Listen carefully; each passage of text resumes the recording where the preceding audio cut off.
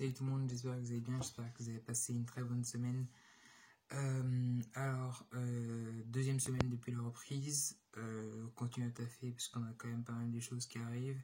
La semaine prochaine, j'ai DS de maths je sais pas, 3 ou 4 heures sur l'intégration, sur les probabilités et peut-être de l'algèbre linéaire. Bref, sinon l'intégration ça allait. J'ai fait quelques j'ai fait les exos qu'elle a donné, que notre prof nous a donné, j'ai pas trop de difficultés. Donc sinon je sens bien la fin de l'année en maths. Il ne reste vraiment pas beaucoup de chapitres et malgré le confinement, on tient quand même le bon bout. Il nous reste, là on est en train de faire les déterminants. C'est incroyable les déterminants, genre l'idée c'est juste de construire les déterminants. Parfois, il y a des trucs en algèbre linéaire, tu dis putain, les gens qui ont réussi à penser à ça, ils ont réussi à créer un truc que tu regardes si c'est nul, si c'est pas nul, tu sais que c'est inversible, tu sais que c'est une base, tu sais que si c'est un homomorphisme. Bref, donc il nous reste espace prégartien réel, donc je crois que c'est les espaces euclidiens, les séries numériques et les variables aléatoires en probabilité. Et d'ailleurs, dites-moi si vous avez fait dans le bloc d'espace vectoriel un sous-chapitre qui s'appelle sous-espace affine d'un espace vectoriel, que j'ai aucune idée de ce que c'est et je crois pas qu'on l'ait fait. Peut-être qu'elle va nous en parler, bref, on verra. Sinon, en physique, on fait la thermo toujours. On a déjà bientôt fini, je pense dans une semaine, on a fini la thermo. Oh, c'est dur. Je m'accroche, mais c'est dur. J'essaye de faire pas mal d'essayer de faire les exos, mais ça m'arrive de bloquer genre un week-end sur un exercice et je continue parce que je me dis que c'est la physique et il faut que je me force et de toute façon pour avoir une école faut pas que avoir une bonne note en maths, clairement. Donc d'ailleurs depuis le début du confinement je travaille beaucoup plus la physique qu'à l'accoutumée. Avant les TD de physique je touchais genre 3-4 exos par TD et c'est tout. Mais là, je finis les TD de thermo, même si ça me prend énormément de temps parce qu'il faut que on ait vu des trucs en classe, que j'ai fait le QCM, que j'ai demandé plein de questions au prof pour enfin comprendre les exercices.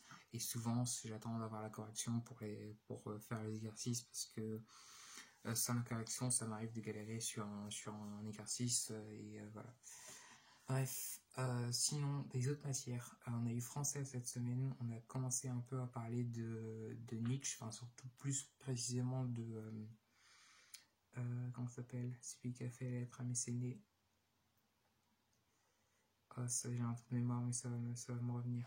Je crois que j'ai une feuille de notes sur lui.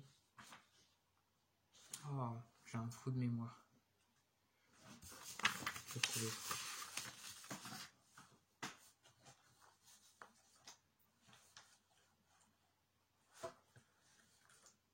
Oui, voilà. Épicure.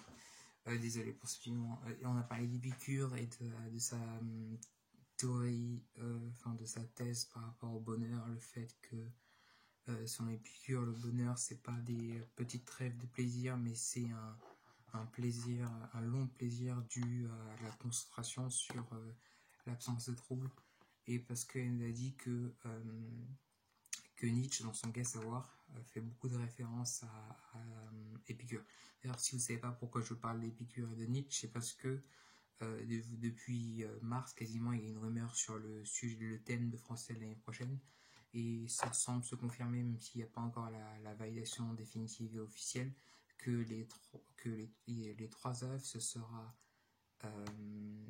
Nietzsche avec le Gai Savoir, les Contemplations d'Hugo, recueil de poèmes, et j'ai oublié un auteur biélorusse, et c'est l'œuvre contemporaine des 3 œuvres pour l'année prochaine, et le thème de français ce serait la force de vivre. Donc ça a l'air intéressant. Le seul auteur que je connais et que pour qui voilà je pense que je vais aimer, ça va être Victor Hugo. Je sais pas si vous avez déjà lu Mélancolia, mais c'est un magnifique poème sur le travail des enfants et j'aime bien le citer en colle. Donc on verra ce que ça donne. Et l'année prochaine, même cet été, il va falloir taffer le français sérieusement. Et ça conseille de commencer à lire vais commencer à lire le Gai Savoir parce qu'il est compliqué à comprendre et que justement on pourrait lui poser des questions. Donc je vais essayer de trouver du temps, peut-être pas le week-end prochain, mais le week-end d'après, parce que alors, le week-end prochain, samedi prochain, j'ai maths comme j'ai dit au début, et le mardi d'après, j'ai DS2 SI. C'est la dernière DS, donc ça c'est sur la statique, et après ça va être le DS sur tout. Donc ça va, je me sens prêt parce que j'ai à chaque fois eu le temps d'assimiler ce qu'on a fait en cours. Mais du coup, je me demande si je dois ficher la SI ou pas. Parce que parfois, j'ai l'impression que c'est une perte de temps. J'ai essayé de faire cette semaine, ça m'a pris. J'ai fait ça hier, ça m'a pris quoi 3 heures pour ficher. Non, peut-être un peu moins. 2h30, on va dire, pour ficher la statique, la cinématique. Et je me dis peut-être que ça sert à rien en fait. Parce que j'y arrive. J'arrive à comprendre, donc et que j'ai plutôt de bonnes notes en DS, peut-être que je pourrais éviter de ficher la SI. Donc voilà, le conseil que je vous donnerais peut-être c'est d'essayer de trouver votre propre méthode de travail aussi par matière. Parfois vous pouvez trouver votre méthode de travail dans une matière en particulier et ne pas réussir dans une autre matière, et c'est peut-être parce que vous vous acharnez à appliquer une méthode qui vous va en mathématiques par exemple et qui ne vous va pas en physique ou inversement, et il faut vraiment penser à adapter chaque méthode à chaque matière. Alors moi, au début de l'année, quand j'arrivais à un DS de physique, j'arrivais pour faire des calculs, j'arrivais dans le même état d'esprit qu'un contrôle de maths, alors qu'il faut vraiment pas du tout.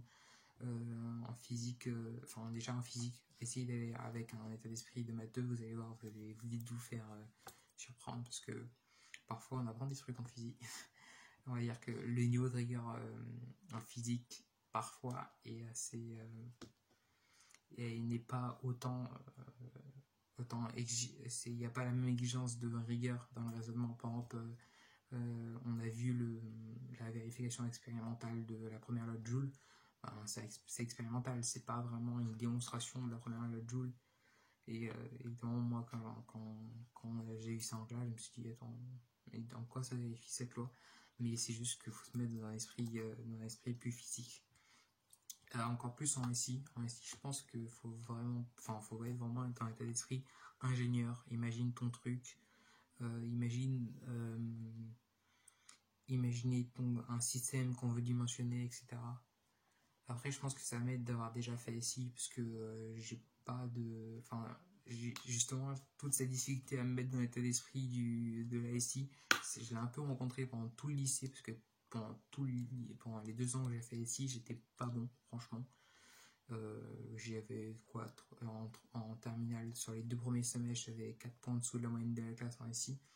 J'ai pas été bon, mais le fait d'avoir connu cette période d'adaptation fait que cette année, j'ai pas eu trop du mal. Bref, j'espère que vous allez bien. N'hésitez pas encore à m'envoyer des messages sur Instagram pour me donner un petit conseil, même me donner des idées de vidéos, ça peut être très bien, pour que je puisse en faire avec des conseils pendant les vacances, etc. Je suis déjà en train de réfléchir un peu aux vacances, à comment je vais s'organiser, entre me reposer, entre préparer la seconde année, sachant qu'il y a beaucoup de choses à faire, avancer le TIPE, le français, il faut être vraiment en point, maths physique aussi, il faut être vraiment en point, et si ça va aller, parce qu'on a vu quand même beaucoup de choses, on a même fait on a même un peu fait des trucs qui sont du programme de seconde année. Bref, donc faut déjà penser à ça. Et c'est bientôt, et il y a cette fin d'année quand même où faut bien finir l'année, c'est quand même important. Surtout tous ceux qui ont des objectifs. Moi j'ai réussi d'aller en étoile, je pense pensant que je m'en sors plutôt pas mal, mais faut quand même bien finir l'année pour ne pas être stressé inutilement sur la fin. Bref, passez une bonne soirée, travaillez bien et reposez-vous bien. Je vous dis à la semaine prochaine pour une nouvelle vidéo.